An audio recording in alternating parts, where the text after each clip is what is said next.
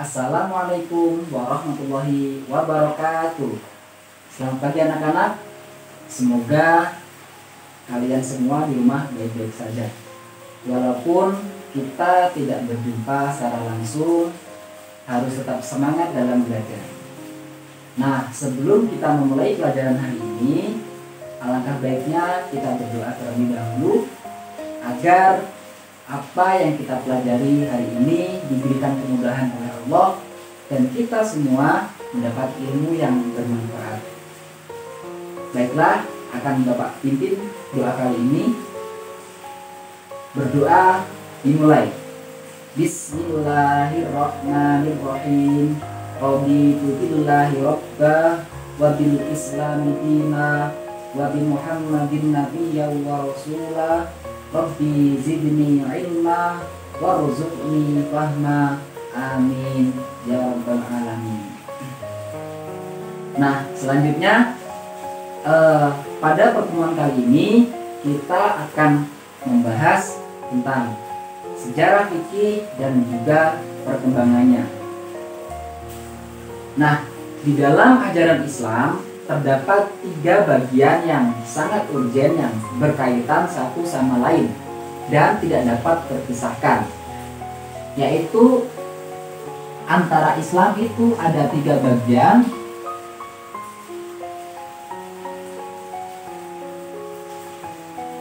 Yang pertama adalah ilmu tauhid.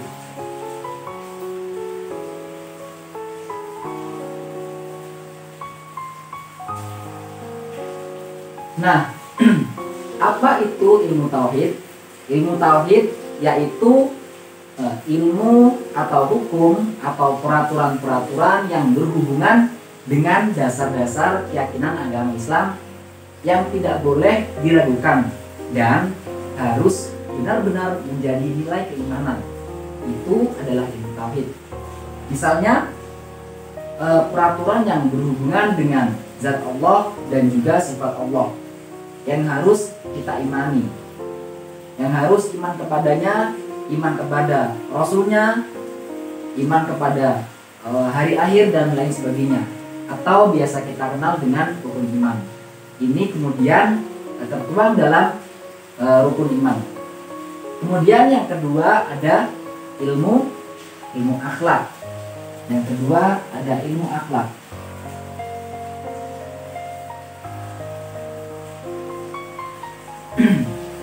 Nah, apa itu ilmu akhlak?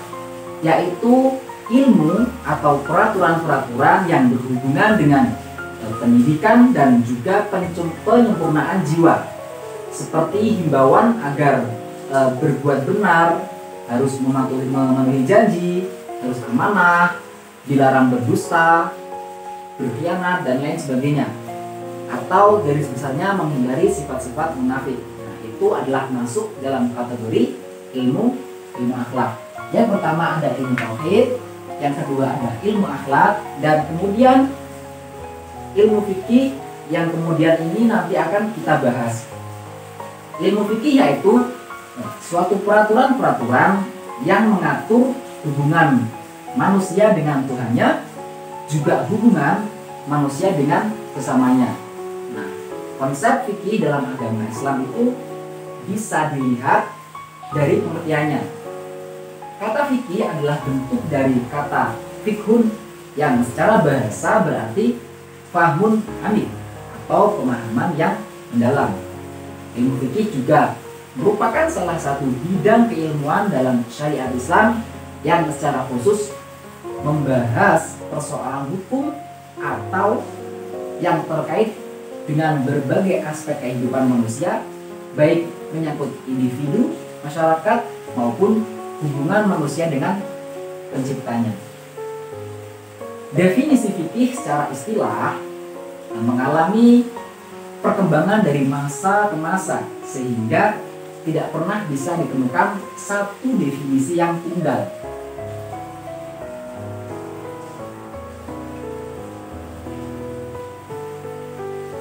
Pada pertemuan kali ini ilmu fikih secara istilah akan saya ambilkan dari pendapat Imam Abu Hanifah dan juga dari pendapat Imam Syafi'i. Yang pertama menurut Imam Abu Hanifah.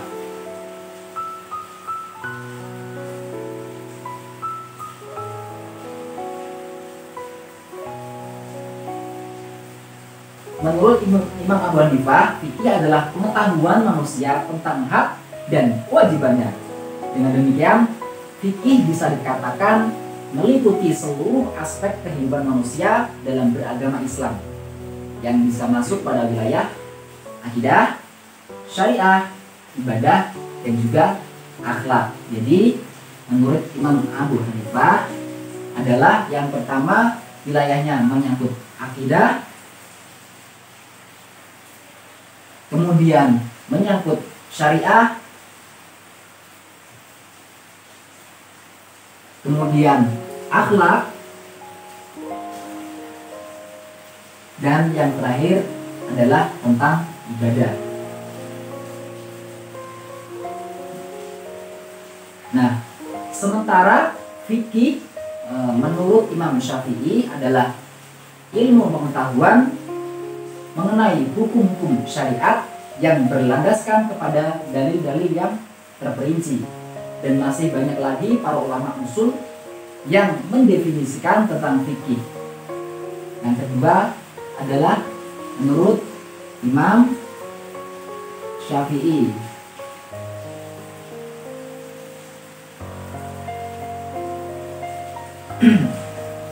Salah satunya adalah menurut beberapa ulama fikih, ilmu fikih itu ilmu yang mempunyai tema pokok dengan kaidah dan prinsip tertentu. Definisi ini muncul dikarenakan kajian fikih yang dilakukan oleh fuqaha itu menggunakan berbagai metode tertentu seperti metode qiyas, metode istihsan, istizhab, istislah, dan sebagainya. Nah, sementara ruang lingkup pembahasan dalam ilmu fikih itu juga meliputi masalah ubudiyah, yaitu hukum-hukum yang bertalian dengan hubungan manusia dengan khaliknya. Hukum-hukum itu ya bertalian dengan hukum ibadah juga, seperti itu. Jadi menurut Imam Syafi'i itu ada metode qiyas, istihsan, istislah, dan lain sebagainya. Yang kedua yaitu masalah muamalah, yaitu hukum-hukum yang bertalian dengan muamalah, hukum-hukum yang mengatur hubungan manusia dengan kesamanya, baik pribadi maupun kelompok dalam segi transaksi finansial. Jadi fikih berkaitan dengan muamalah.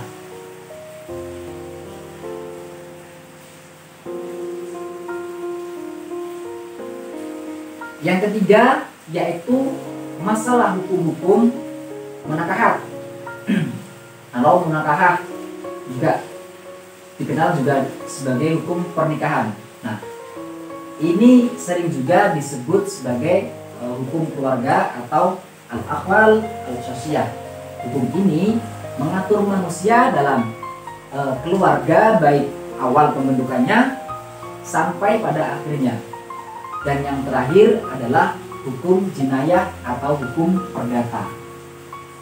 Kemudian ada hukum jinayah atau perdata. Nah, yaitu hukum yang mengikat manusia dalam kehidupan sehari-hari, dalam berbangsa dan bernegara.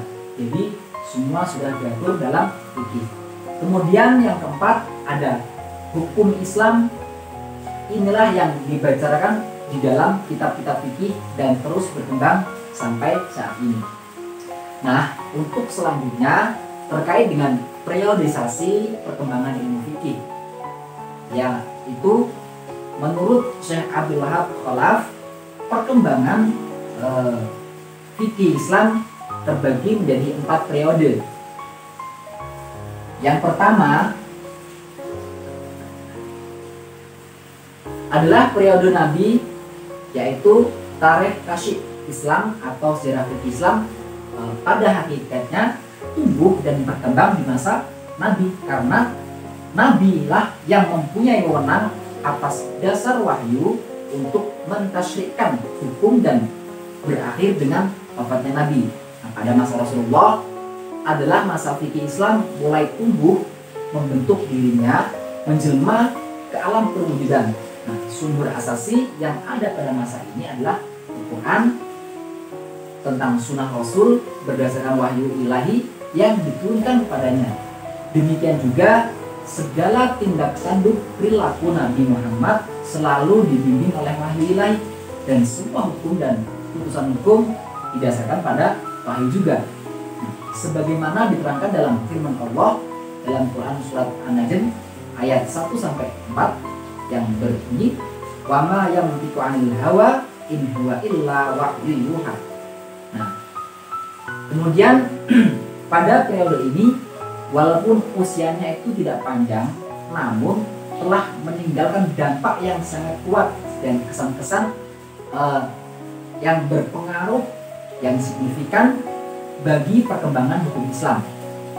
Periode Nabi ini terbagi pada 2 periode, masing-masing mempunyai corak atau ciri khas tersendiri, yaitu yang pertama adalah periode Mekah,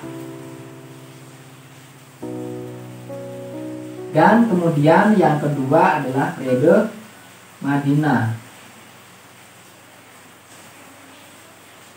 Pada periode Mekah, yaitu periode pertama dalam periode kenabian, ialah periode Makkiyah, yakni masa selama Nabi menetap dan berkedudukan di Mekah selama 12 tahun dan beberapa bulan semenjak beliau diangkat menjadi Nabi hingga beliau hijrah ke Madinah.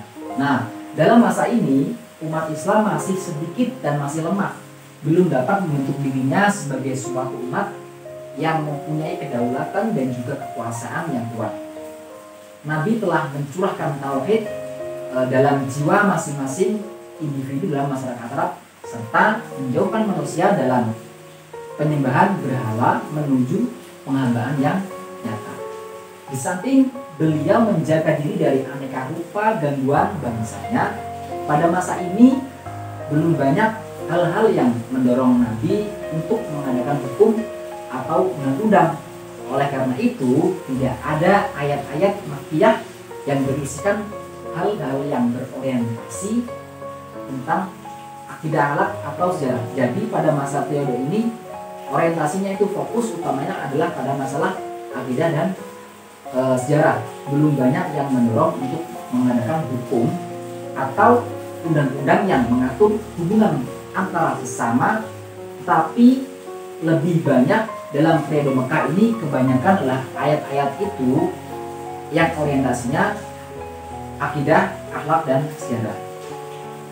Kemudian dalam periode Madinah yaitu periode kedua dalam periode Nabi, yakni masa di mana Nabi telah berhijrah dari Mekah ke Madinah. Ini masuk periode kedua masa Nabi. Dalam masa inilah umat Islam mulai berkembang dengan pesatnya dan juga pengikutnya terus bertambah banyak. Nabi mulai membentuk suatu masyarakat Islam yang berkedaulatan. Karena itulah timbul keperluan untuk membentuk syariat-syariat dan peraturan-peraturan bagi masyarakat guna mengatur hubungan antara anggota masyarakat satu dengan yang lainnya, dan juga hubungan mereka dengan umat lainnya dalam tatanan kehidupan sehari-hari. Sehubungan dengan hal tersebut, maka mulai disyariatkanlah hukum-hukum seperti hukum perkawinan, hukum talak, wasiat, jual beli, sewa, hutang piutang, dan semua transaksi yang berhubungan dengan orang lain atau disebut dengan muamalah. Demikian juga berhubungan dengan pemeliharaan keamanan dalam masyarakat atau siasah dengan adanya hukum kriminal dan sebagainya. Karena itulah surat-surat Madaniyah seperti surat Al-Baqarah, Al-Imran, An-Nisa, Al-Maidah, Al-Anfal, dan sebagainya itu banyak mengandung ayat-ayat hukum di samping mengandung ayat-ayat akidah, akhlak, dan sejarah dan lain sebagainya. Dengan demikian dapat disimpulkan bahwa selama periode Mekah hampir tidak didapatkan indikasi yang berarti, karena masa ini merupakan masa pembentukan fondasi ketauhidan Islam. Berarti garis besarnya dalam periodisasi Nabi Muhammad, yang pertama Mekah dan yang kedua Madinah, yang paling banyak mengandung unsur fikih adalah pada periode Madinah, karena di periode ini adalah mulai terbentuknya masyarakat-masyarakat yang madani, diperlukan berbagai macam hukum tentang syariat, juga jenayah dan lain sebagainya. Nah, selanjutnya periodisasi perkembangan ilmu fikih, yaitu yang kedua, ini berkembang pada masa wafatnya Nabi Muhammad dan berakhir sejak Muawiyah bin Abi Sufyan menjadi khalifah pada tahun 41 Hijriah. Pada periode inilah sahabat-sahabat Nabi yang terkemuka yang mengibarkan bendera dakwah Islam. Pada periode ini juga wilayah Islam sudah semakin luas, yang mengakibatkan adanya masalah-masalah baru yang timbul. Oleh karena itu, tidaklah mengherankan apabila pada periode sahabat ini, pada bidang hukum ditandai dengan penafsiran para sahabat dan ijtihad sahabat masing-masing dalam kasus-kasus yang tidak ada nasnya. Jadi sahabat melakukan sebuah ijtihad untuk memunculkan hukum baru, menghukumi suatu perkara yang baru yang ada setelah Nabi wafat. Di samping itu juga terjadi hal-hal yang tidak menguntungkan, yaitu perpecahan masyarakat Islam yang bertentangan secara tajam. Kemudian selanjutnya pada periode takwin, yaitu periode pembukuan. Yang selanjutnya adalah periode takwin, yaitu periode pembukuan. Ini diawali pada Daulah Abbasiyah. Masa Abbasiyah ini disebut juga masa Mujahidin dan masa pembukuan fikih, karena pada masa ini terjadi pembukuan dan penyempurnaan fikih. Pada masa Abbasiyah inilah yang dimulai dari pertengahan abad kedua Hijriah sampai abad ke-4 Hijriah. Nah, ini muncullah usaha-usaha pembukuan al-hadis, asar sahabat, dan fatwa-fatwa dari tabi'in dalam bidang fikih, juga tafsir, kemudian usul fikih dan sebagainya. Pada masa ini muncullah mazhab-mazhab fikih yang banyak mempengaruhi perkembangan hukum Islam. Di antaranya adalah para mazhab Imam Abu Hanifah, kemudian mazhab Imam Malik, kemudian ada mazhab Imam Syafi'i, dan juga mazhab Imam Ahmad bin Hanbal. Dan yang terakhir dari periodisasi perkembangan ilmu fikih adalah periode taklid.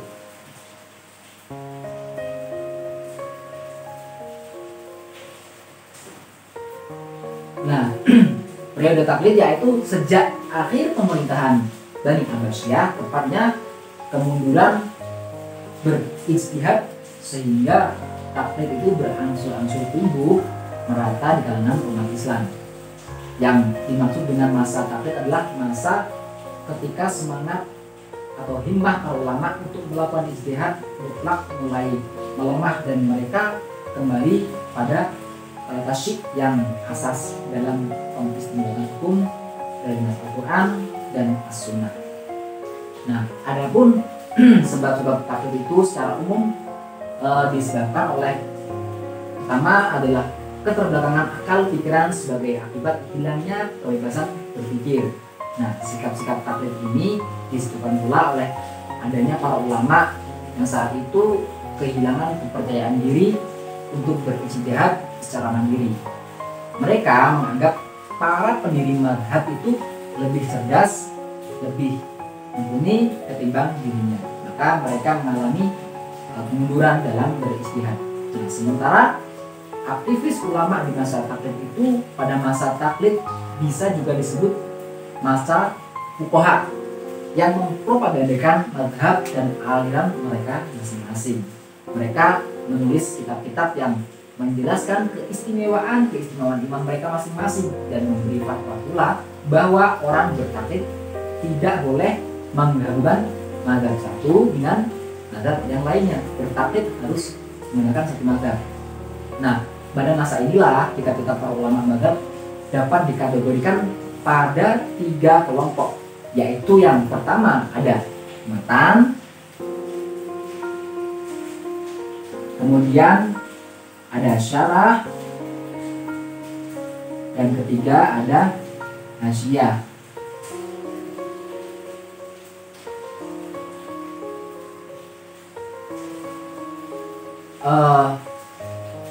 Matan merupakan suatu kumpulan masalah-masalah pokok yang disusun dengan bahasa yang sederhana. Matan itu bahasanya lebih sederhana, sedangkan syarah merupakan komentar dari matan itu sendiri. Kemudian diperinci lagi, dilanjutkan adanya hasyiah, yaitu lebih merincikan perincian dari syarah yang dianggap masih bersifat global. Nah, itu semua adalah sejarah fikih dan perkembangannya. Jadi mulai dari Islam adalah terkait tauhid, akhlak, kemudian dalam kehidupan sehari-hari kita mengenal fikih. Fikih itu banyak definisinya, sampai sekarang pun fikih belum menetapkan definisi secara khusus apa pengertian dari fikih. Tapi ruang lingkup fikih antaranya tentang muamalah, syariah, dan juga ibadah itu adalah merupakan cabang-cabang dari ilmu fikih itu sendiri. Nah, dari sekian materi yang saya sampaikan, semoga ada manfaatnya. Jadi nanti tolong teman-teman sekalian menjawab pertanyaan yang akan saya berikan melalui Google Classroom. Baiklah, semoga bermanfaat. Jika ada yang kurang paham, nanti bisa ditanyakan melalui Google Classroom. Kita akhiri pembelajaran kita dengan mengucapkan alhamdulillah bersama-sama. Alhamdulillahirabbil alamin. Kurang dan lebihnya mohon maaf. Bila taufiq wal hidayah. Assalamualaikum warahmatullahi wabarakatuh. Tetap semangat dan jaga kesehatan. Salam buat keluarga.